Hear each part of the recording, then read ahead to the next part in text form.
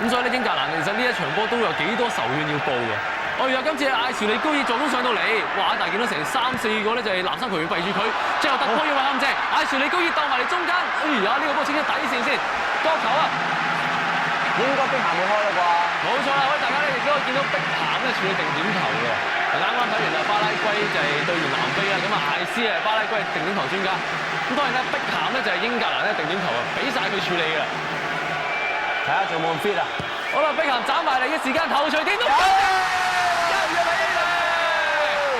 蘇金寶攞完面黃牌咧，就見到佢有啲就係騰雞，呢個時間咩事都定翻晒啦。23分鐘，英格蘭先開紀錄，碧咸助攻，後上嘅蘇金寶入波。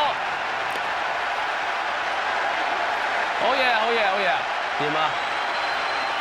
嗱，通常呢個時間咧，可能就係大家嘅注意力擺晒希斯基身上咧，後上嘅蘇金寶揾到着數啦，邊個？